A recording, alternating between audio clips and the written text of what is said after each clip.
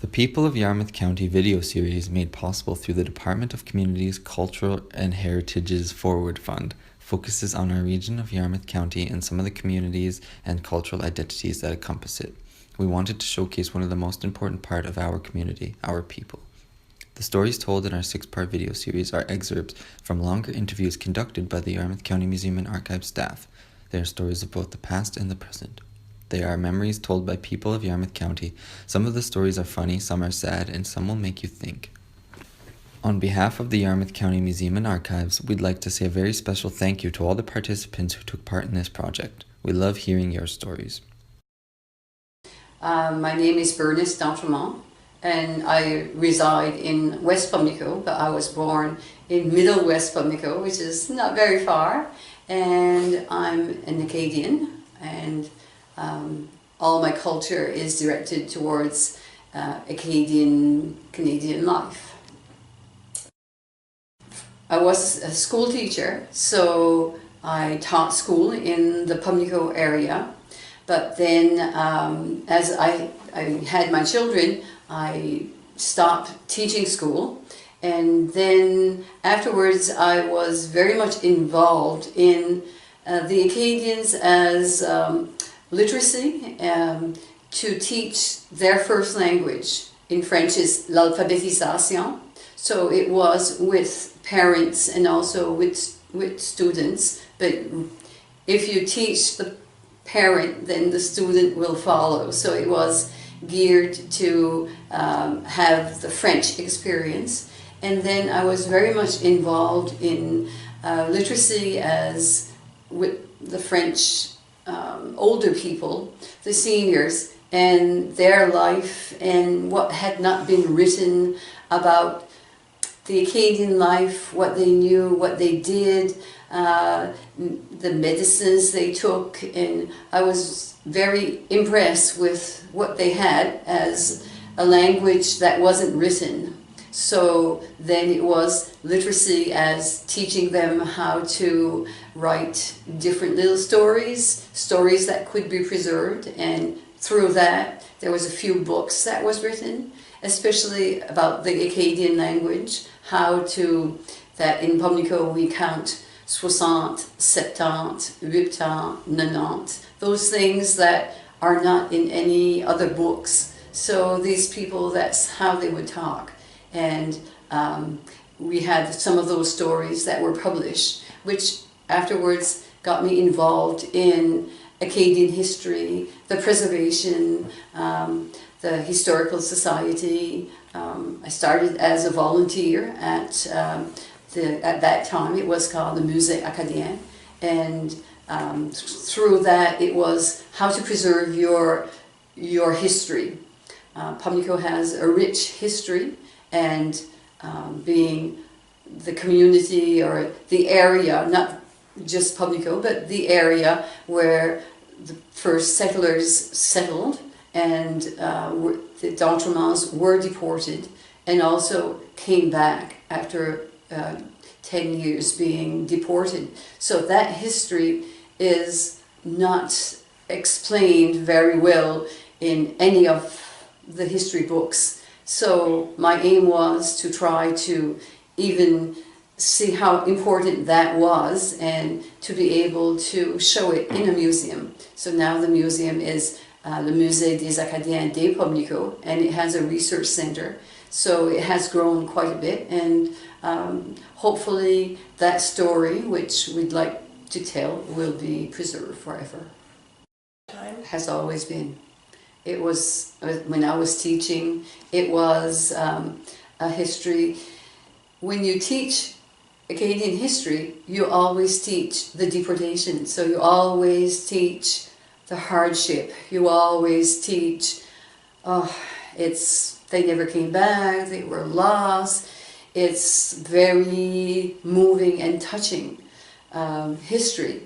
But when you learn about the history of the Pimlico area, where they were deported as a family, they were a family unit, they went to Walpole, Massachusetts, they stayed there, they were fishermen, they made a boat and came back to their original lands, it is a place where you don't have to be all the time crying. It's a place of they did come back. They made their life. They're still there. The Daughtermills are still there in great numbers. They were people that were hard workers. They worked for what they had. It's a different story. It's a different story to be told, and it's not only a story of crying, it's a story of rejoice and how these people were strong enough to come back and live their life as we still do in that same community. So that pride has always been there.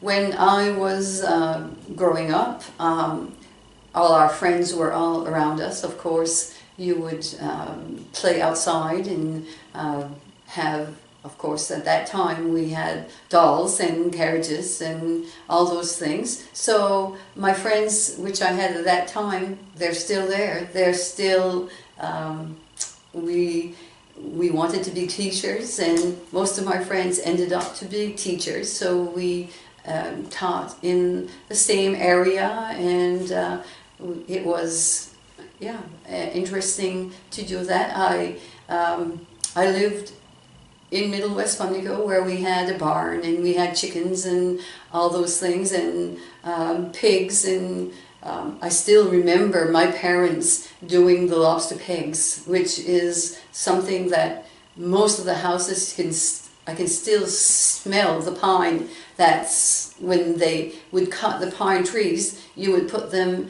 on, it was on the top shelf of the stove.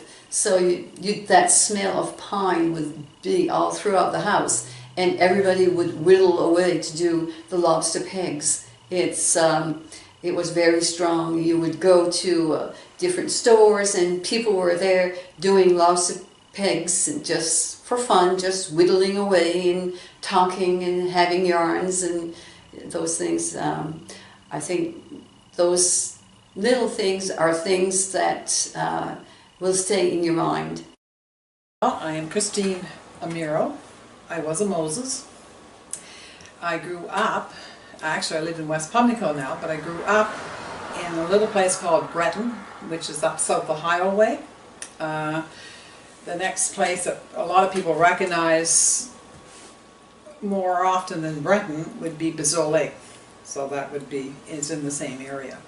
And I grew up on a farm.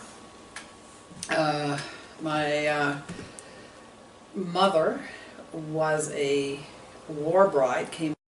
Well, being on the farm, and because it's going to be exhibition week, the exhibition was the highlight of the whole year. And of course, when I look at the exhibition as it is now and what it was way back then, it's quite a difference. Those were some of the things I remember, the exhibition. And then one of the things in Breton itself, we had a log cabin that was there. Since gone. Only those people who know where it is could probably tell you where it is, because there's nothing there to remind you of it. But every Christmas they would have a Christmas concert, and it didn't matter what religion you were, it was just a community Christmas concert. But mostly it was the kids that went to the Sunday school. We used to go to the United Church there. It was the United Church. But then I think when they merged with, when they all merged with Beacon, it went over to the community, but they still had Sunday school. So most of the Sunday school kids who went to Sunday school there would put on the concert. And they were older kids and the younger kids, and we all had a part to say. And it wasn't all necessarily religious. They could have funny skits and things about letters to Santa Claus and things like that. So it wasn't that restrictive. But we used to go, and it was a one-room building, basically. It had in the back a place where you could come on the stage, but there was a kitchen out in the back, sort of in that back part. It had an old cast-iron wood stove. And so we used to go to they'd have the Christmas concert, and it would be somewhere near Christmas. And that was the highlight, it seemed to be. And I remember at home, too, at Christmas, we didn't, Christmas was not drawn out Probably on the 23rd, we may have put up our Christmas tree, and it came down on the 27th. And the reason for that, too, is because a lot of people back in those days had wood fires. And some people they have wood today, but in a different way than what we would have then. We were totally dependent upon wood for heat. So we had a stove in our living room, and you had no stands like they have now to put Christmas trees in. It was just on a board like a cross, and it's just nailed down and stood on the floor. So your tree would dry out very quickly. So there was always a danger of having a fire. So they got it out of the way. But then people didn't decorate or do what they do now. But we did have, I remember, in our kitchen, I don't know where my mother got them from, but they were rope garlands. And I say rope, they're not rope, but they were made of paper somehow, but they looked like rope. And she'd hang them and put them together. They were red and green on the ceiling of the kitchen. And that was that. And she might have put a couple little wreaths in the window, but that was about it for Christmas. So, and the Christmas, but I remember though that everybody used to come, and they would come and always would have, the neighbors would come to visit and have a cup of tea, fruit cake, and they sort of came and wished everybody a Merry Christmas, and then off they went. But I remember too as well, we used to go down, or my father used to go down, to what used to be Bernice and Garth Hatfield's confectionery store down on Main Street in Yarmouth. And he used to go there, and he used to buy his Christmas candy. Of course, old Bernice would have tried to talk him into buying all kinds of stuff, but he knew exactly what he wanted. But he used to buy, as Christmas presents for everybody, a box of Morris Pot of Gold chocolates. Well, back in those days, a box of Pot of Gold chocolates was quite a treat, because you didn't get candies like you do now. So he used to get his chocolates from there. And then he used to get those coconut bonbons. They were really good. And then we had the ribbon candy, and then that old barley candy that used to have. But that's basically what we would have for Christmas. And then I remember on Christmas Day as well, one of the things about that as well growing up is that you got an orange in the toe of your sock that you hung up. And the big decision was, what were you going to do with this orange? Were you going to eat it for breakfast, or were you going to save it for a bit, because you didn't get oranges back in those days either, like you do now. So having an orange was quite a treat. So that was always fun. And then we would have Christmas dinner, and then the neighbors would come down and have supper with us. And then the next day, pretty well, we might have gone up to our neighbors just to visit for a bit, and then of course say the next day everything was gone, so Christmas was over. So but it was fun, but it was short. Well, I think it's a celebration of a great country. It's I was just watching the video the other day on my Facebook where the CDLS had shared the video of Prime Minister Trudeau coming to the airport. And I'm thinking, he got off the plane and he just immediately went over to talk to the people. And I'm thinking, what country would you see that happen other than Canada? You wouldn't even see that in the United States, where he doesn't have a fear. He come on. I don't imagine the security people like it too much, but he doesn't have a fear of going over, and he feels comfortable to go over to talk to people. It doesn't matter who they are. He talks to them, and he's very friendly with them. And then I'm thinking, that speaks highly of our country, that we have a Prime Minister that can do that.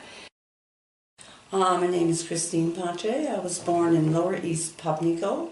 I was a doctor mom. When I married, I took on the name Ponche, and I've lived in the Nova Scotia all of my life.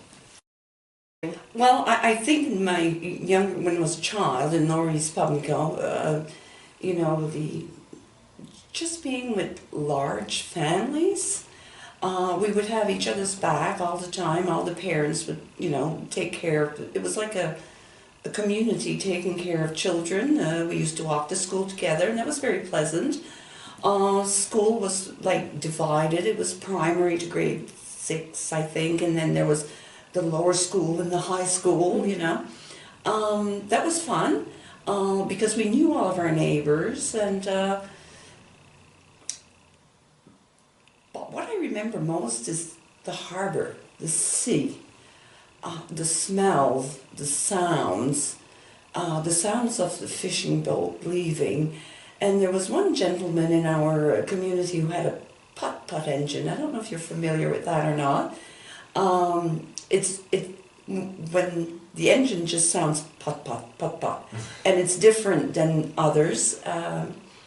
You might want to do the research on the putt-putt engine because I think it has something to do locally, okay? And that sound is forever etched in my head, like my mind, because it was really different. And just the ebbing of the tides brings on different winds and smells and sights and sounds, and the moon just glistening over the harbour in the middle of the night, and these things are very fond memories. And I don't think I can find that anywhere else in the world, really. Well, we say Acadian. Some of us are actually Métis. Mm-hmm. That would be a Métis is any European descendant who marries with Indigenous people of Canada.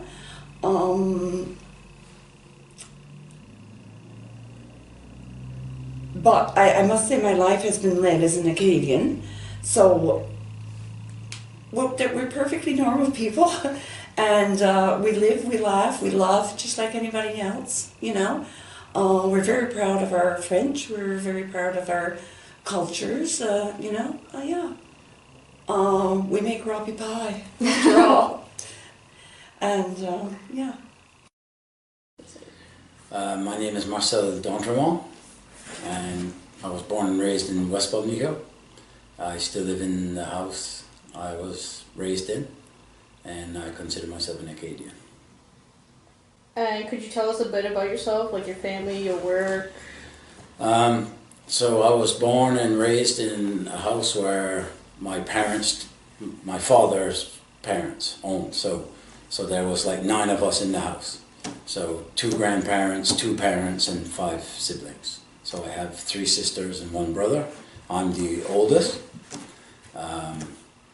So that was tradition for the time, right? The father to son passing down the house. So the house has never been out of the family. I live in it now. So it's almost 200 years old. Always been passed down generation to generation. County? Well, as far as a child, I always remember playing outside and making our own games and our own toys, and like there's no internet, there's no smartphones, you know, and talking about phones. I always tell the story, I'm old, so when I was a kid, there was a phone in our house, but it was a box on the wall, and you had the receiver on top though. So you picked it up and you put it to your ear, and you actually physically had to crank it, and it would call a house down the road. One of my friend's mothers, she was the actual operator, right? And she would say, "Number, please." And if you knew the number, I'd say, 57, or 111 was another one, and 50. There was one that was 52, ring 1, right? Because they were party lines. So if it was ring 1 or ring 2, you had to. And sometimes when you didn't know the number, the woman knew who you were, because she was my friend's mother. So, I'm looking for Vaughn, and she'd plug us in, right? Because she knew what house the kid lived at. So, so fond memories of just playing outside, and outside all the time. Nowadays, parents keep you inside to keep you safe. Like, we were always kicked out of the house. No, get out. Like, I'll see you at supper. Go away. And we'd have to entertain ourselves all day. And we did. And we played in ponds and fields and woods and the ocean, and went swimming and made toys, took bits and pieces of wood and made little boats and made little cars and trucks and played in the dirt. And so those are some of the fondest memories I have as a child. And growing up, I was always involved in everything in my community, right? My parents were very involved in the community, both volunteers in the community, so they were always putting us in stuff, right? So swimming lessons and track and field, courses, and and baseball and hockey and everything, right? So we played all the sports. So, and if it wasn't organized, we would organize it. We'd go to the kids' pond and play hockey, or I lived next door to the school, so we always had access to a ball field right next door to, or a soccer field, or later on they had tennis courts there. So I always played a lot of sports, and some of the most fun memories I have is just running around all summer. It was such a free time after, a guy like me didn't like school too much. I was kind of bored, and so just the freedom of the summer gave you just running around, and now how opposite it is. It's weird to think of it, right? Everybody's trying to keep their kids inside to keep them safe, and we're always forced outside. I've always felt that way. I felt a strong attachment to the area. I never wanted to move away. I'm fairly well educated. I could do stuff. I could work other places. I've never had that pull at me, and I've always wanted to stay home. And I'm not sure why. It's a good question. I'm a direct descendant of the founder of West Pubnico, right? Sir Philippe Mies d'Entremont. So I'm Marcel à Hubert à Amboise à Toussaint, Guillaume, à Charles Célestin, à Joseph, à Jacques, à Sir Philippe Mies d'Entremont, the founder of West Pubnico. So that's my lineage, 10 generations. My children, I have 2 sons. They're 11th generation Acadian, direct descendants of the founder of West Pubnico. So I don't know if that's where it comes from, because he was put here to populate the New World at the time, right? In the mid 1600s. This is an old village, right? West Pubnico is. So the Pubnico area is. So I don't know if that's I got some of his genes, and just feel like I should stay. And I'm a big supporter of community. I like to support community people, community businesses. I like to participate in the community. I'm a volunteer myself, not at the level of my parents were. My parents were extraordinary volunteers, volunteered all their lives, formed clubs, and my father formed the Lions Club in Pubnico. My mother formed the Lionettes, and big in the fire department and all these things, all these committees, and Mom's still involved in the museum in Pubnico and all that stuff. So I don't know, just grew up around people supporting their community, and I've always had the thought that if I leave, or if everybody leaves, then there's no community, right? So I've always scared that my community would somehow dissolve. So I think it's important for people to stay here and raise their kids here. I am Margaret d'Entremont now. By marriage, I was Margaret Potier, that's my maiden name. I was born in Belleville, but settled in Tusket. For me, I'm thinking back now here, since this is what you like, was probably living in Belleville. Belleville was a small community where I lived. Knew everybody. It was probably a village school, one-room school. And in Belleville, which is very different from now, you probably wouldn't believe this, but there were 3 schools, 3 village schools. There was one, I lived in middle Belleville, so there was one there, one at each end. So of course, naturally, the school I went to, most of the students there, or the children there, would have been relatives, probably, and all the grades from primary to 10. So today they talk about difficulty in groupings, or having multi-grades, or and how do you cope with preparing. We did very well in those little schools with all the grades. I like that. We had no gym, so our entertainment was our own. We just organized in the wintertime. It would be, in the summertime would play ball. Everybody would be together who was there, and you just organized your own fun, which was good. And you would, the kids were outside. You saw kids outside, so you just had to step out of your house and you could find a group of kids to play with. So I think that was good. We had general stores. There was no such a thing as going to Yarmouth every day to buy whatever you needed. You would get it at the general store. Things that we did that probably nobody would think of doing today. Everybody had a farm, more or less. Now, cows, chickens, whatever. But you could trade your eggs at the store. Whatever the eggs were, a dozen or whatever, you could take them there, and that would, whatever the price was at the time, you could buy something for that amount of money. All kinds of penny candy, and you'd get a handful for a penny. So, things like that were different that children today would never think existed. So I found that I did enjoy my young years there, where I've been out of Belleville a lot longer than I lived there. I still cherish that time. My working experience was a teacher.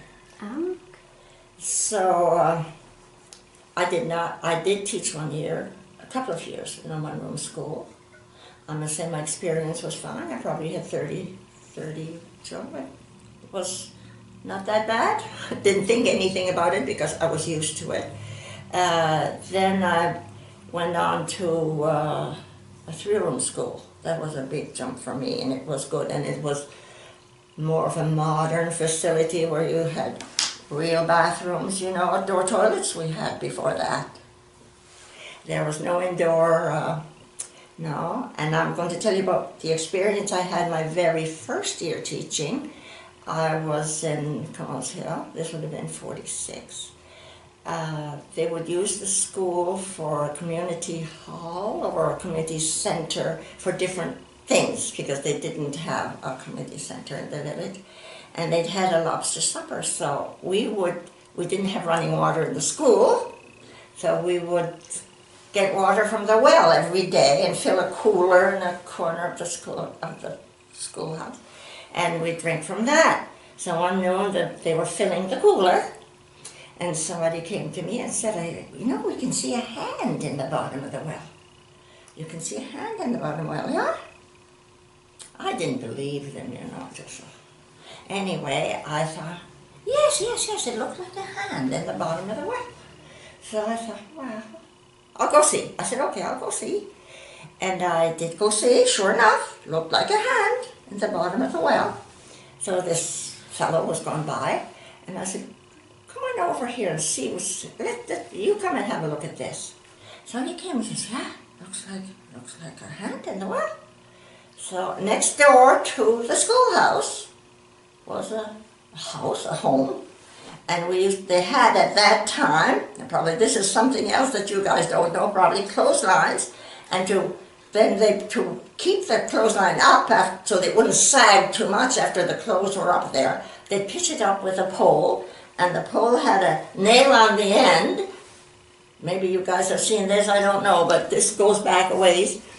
And he went and got that pole, and he came back and he just stood over the well, and he just grabbed whatever was in the bottom of the well, and it was a man at the bottom of the well. I said, who's that? And he knew him. He said, really, his home was next door.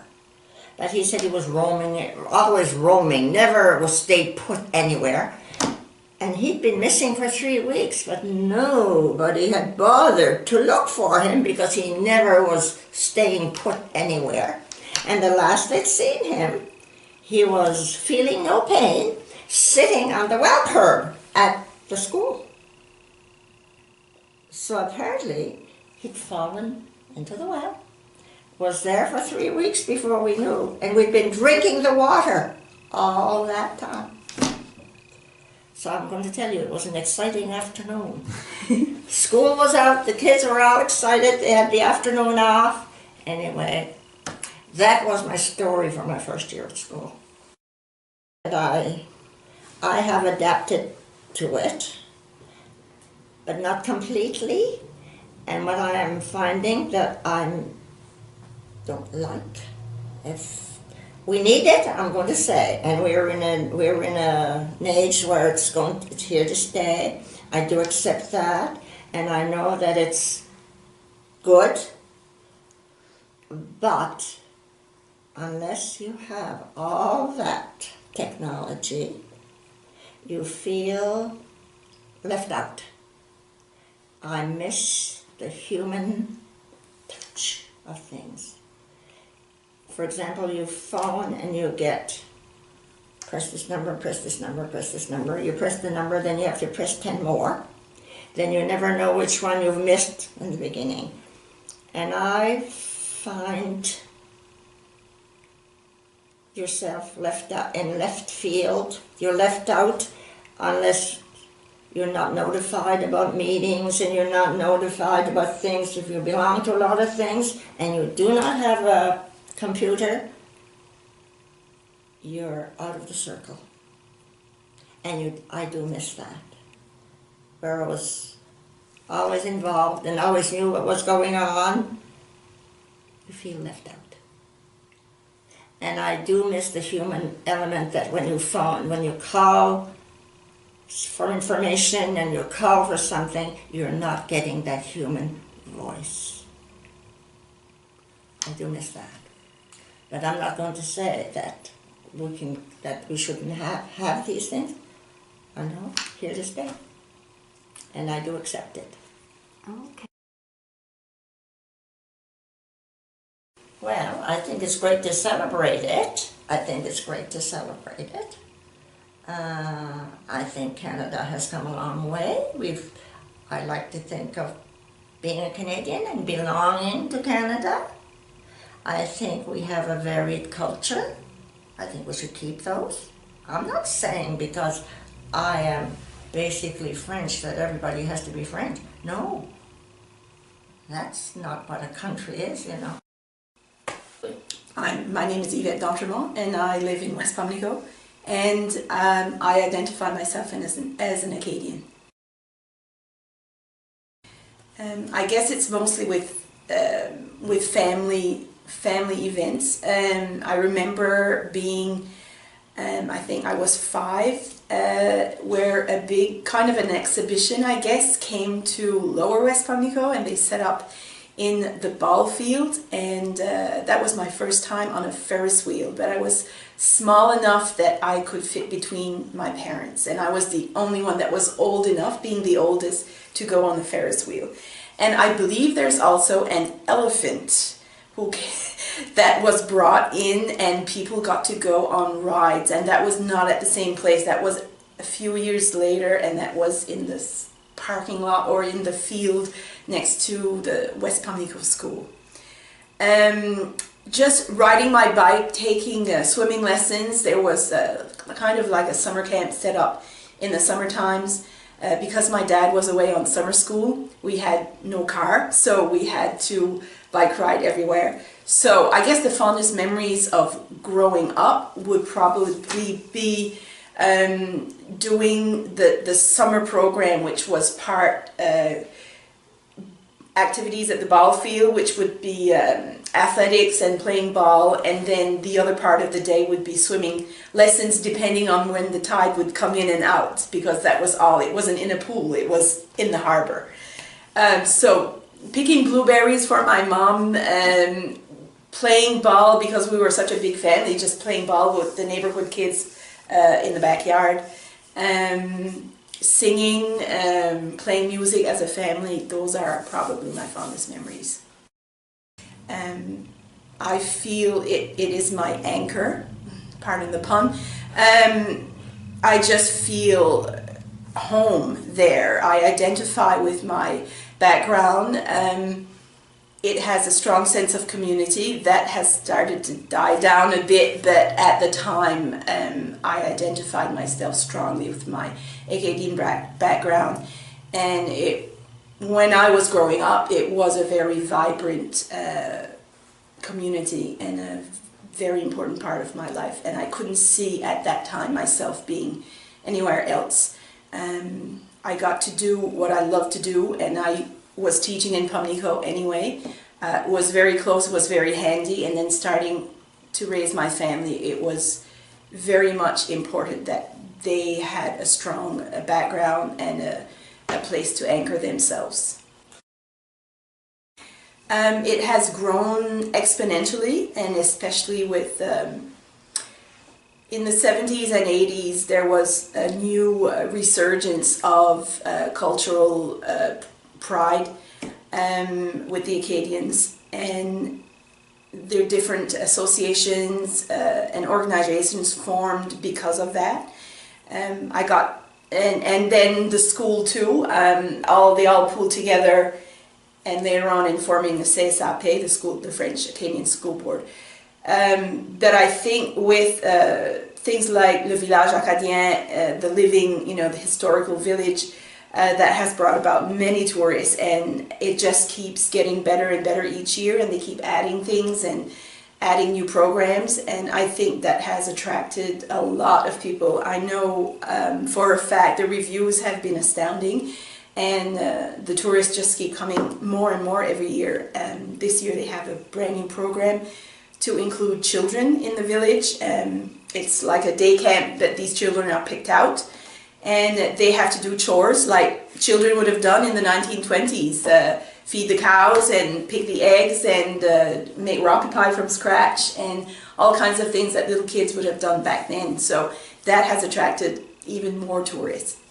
So I find establishments like that has really put our Acadian heritage in the limelight.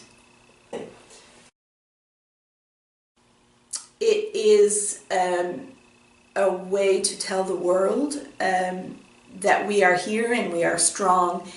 And with our new Prime Minister, who's a rock star almost, and has great relationships with all the other countries, I think we have now taken our place on the world stage.